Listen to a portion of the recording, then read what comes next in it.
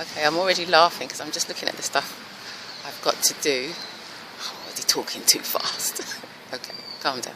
Okay, I'm already laughing because I've just looked at all the readings I've got and I want to get through today, and it's just such a lot.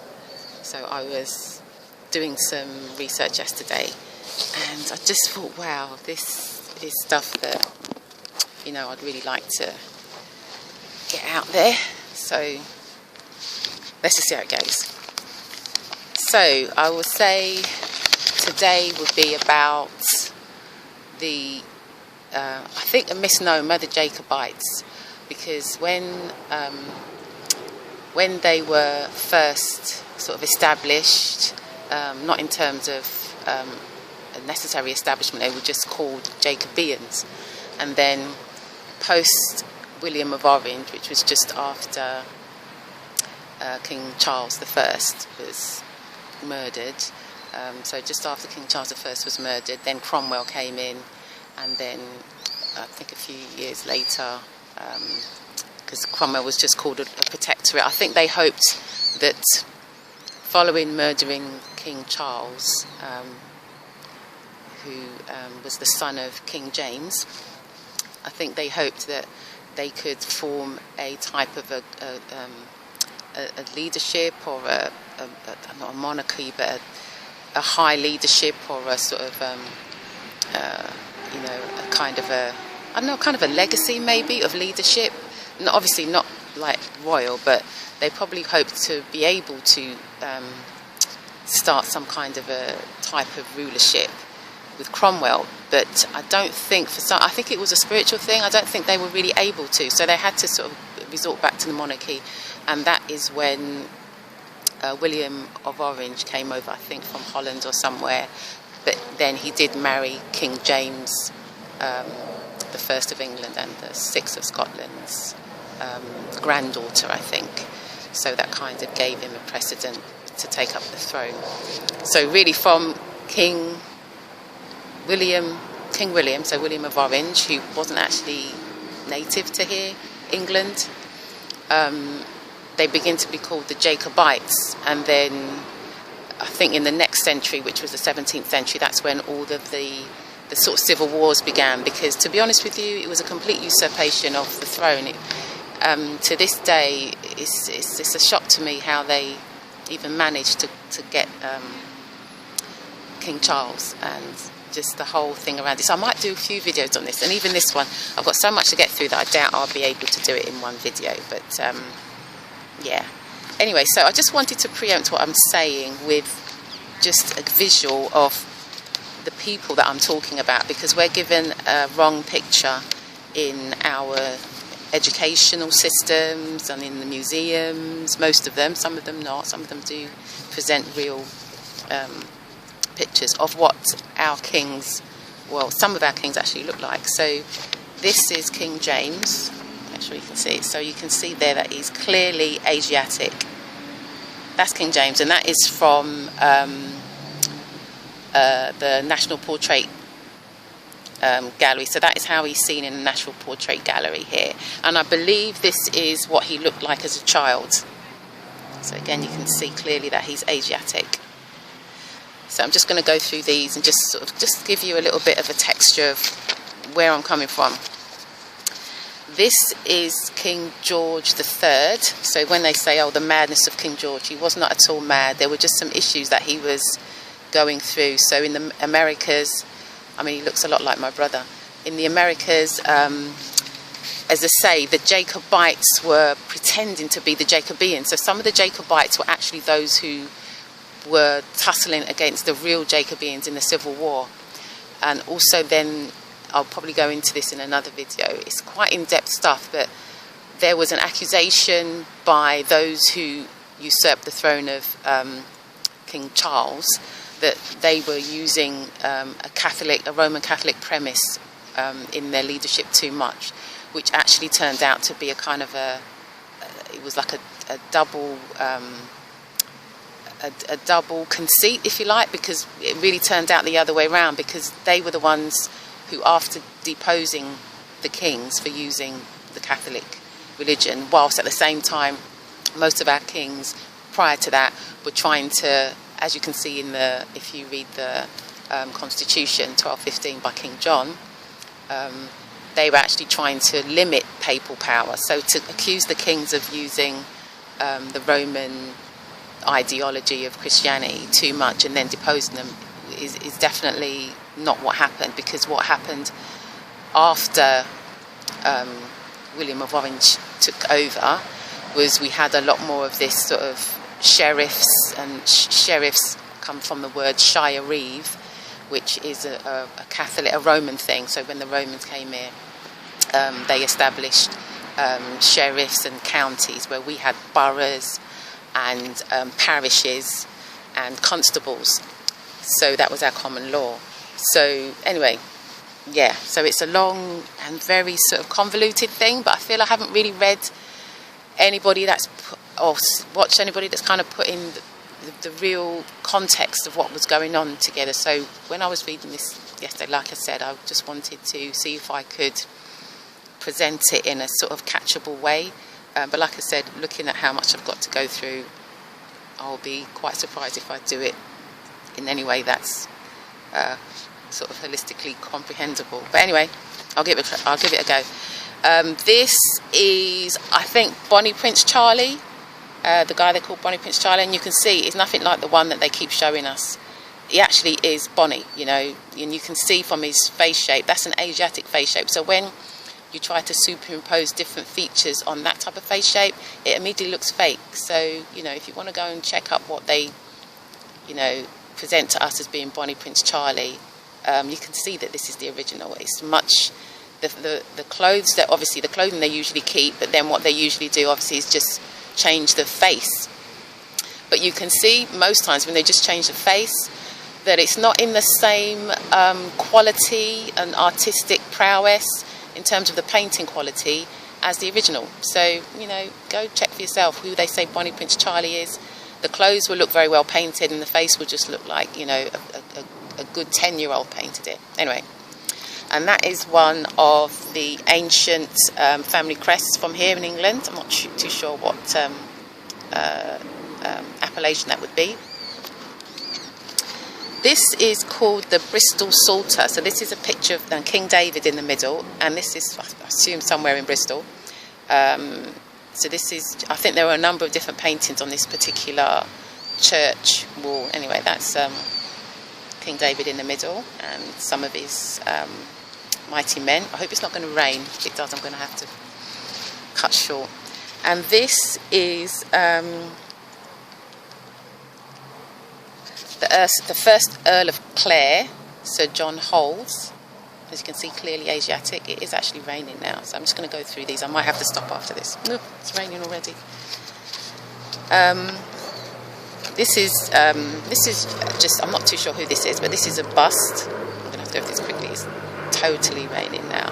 This is a bust, I think Italian bust. And this is a picture from the book Leviathan by Hobbes with regard to really the excellence of King Charles. And he didn't, first of all, King Charles being the son of King James, he didn't want to rule because he knew, that the atmosphere in the country was very predatory, and he didn't want to get up there and rule and sort of put his life on the line. But there was such a level of persuasion, to the point of, I've heard law students, just a couple of months ago, I was talking to a law student saying that he actually, on his course, read Hobbes's Leviathan.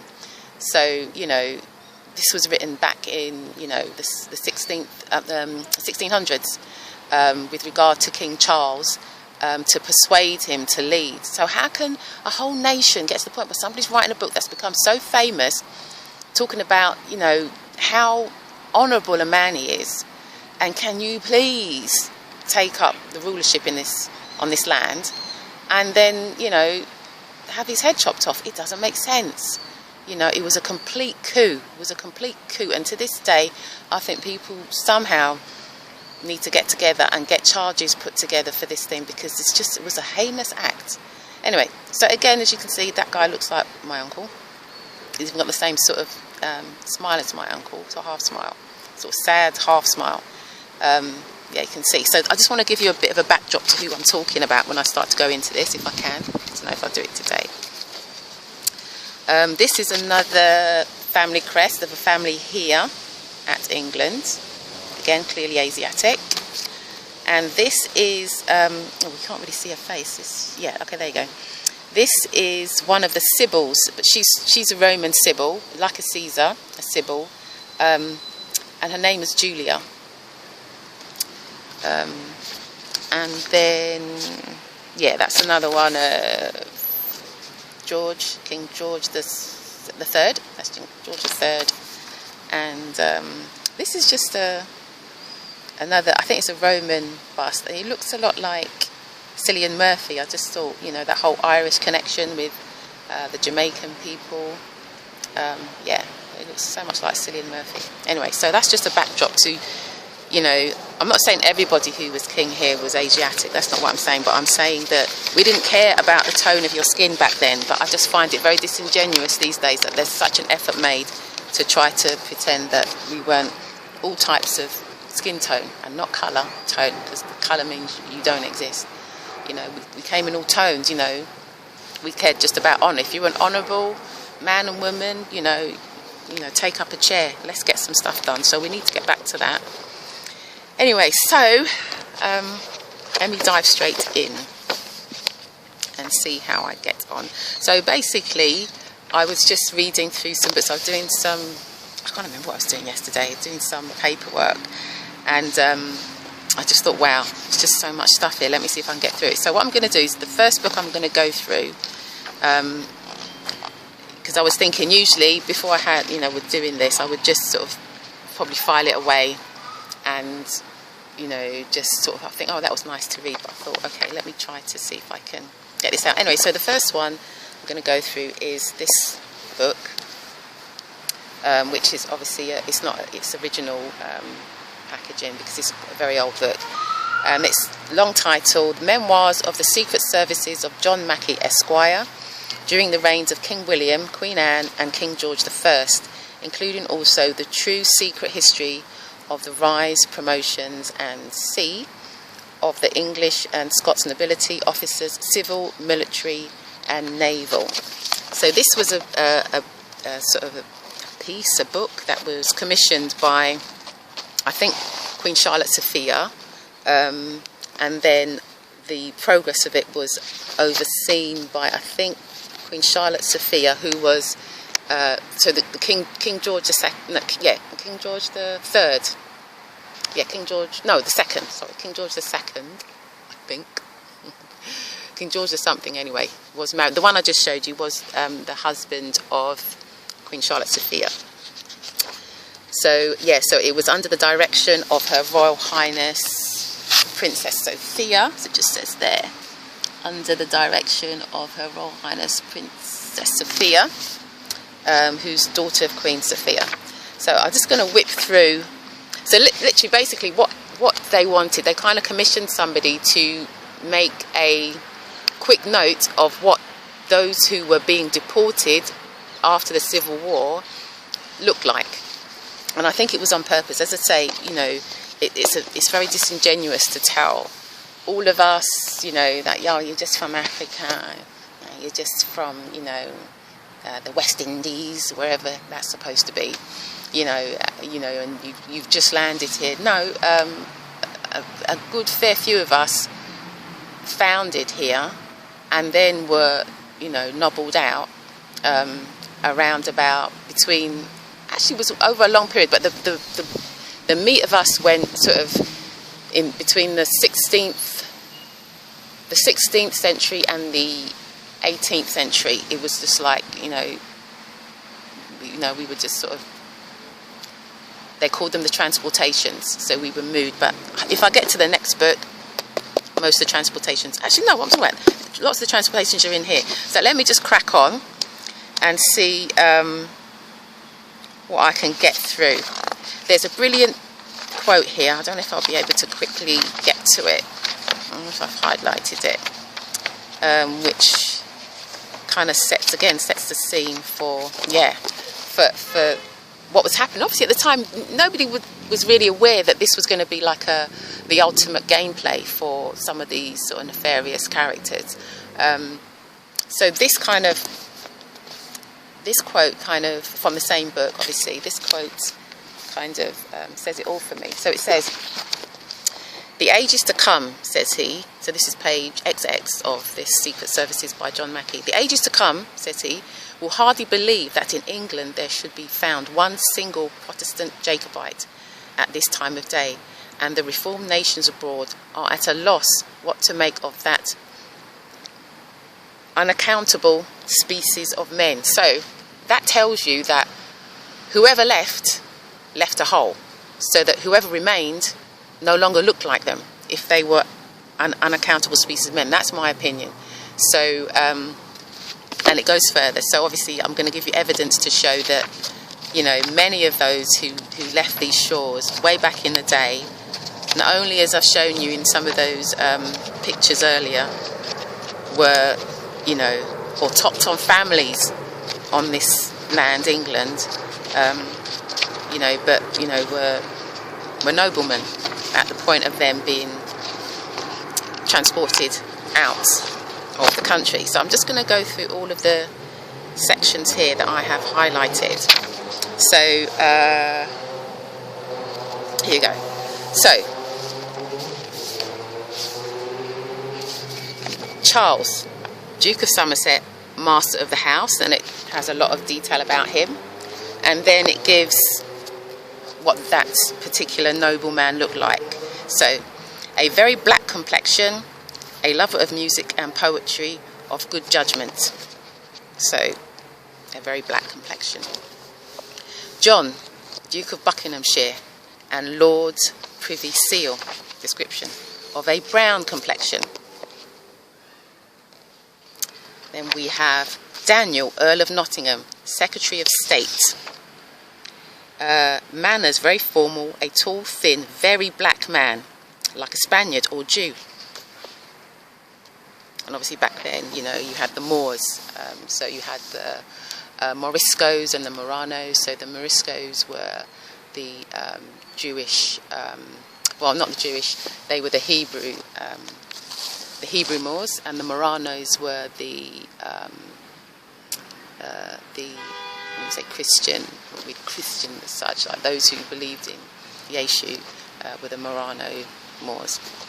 Okay, so Lawrence, this page 29, same book. Lawrence, Earl of Rochester, a brown complexion. And then you have, let's see if I've missed anything there. John, Duke of Newcastle, he is a black, ruddy complexioned man. And then Charles Lennos, Duke of Richmond, black complexion, much like King Charles. Right, so that just tells you. Okay, so let me just get King Charles. Let me just get King Charles out again, right? King Charles. Right, let me just get King Charles out again. Okay, it's not really good with King Charles. Let me wait until I get to James, because it's only a picture of King Charles, not actually a painting. It was a drawing. Okay, so anyway, so Charles Lennos, Duke of Richmond, black complexion, much like King Charles. And then George Fitzroy, Duke of Northumberland, is a tall black man. A tall black man like his father, the king. Okay. Charles, Duke of St Albans, he is of a black complexion. Charles Fitzroy, Duke of Grafton, a tall black man, about 25 years old. So that just says it, a tall black man. I mean, yeah. So John, Duke of Montague, dark complexion, which could be either way.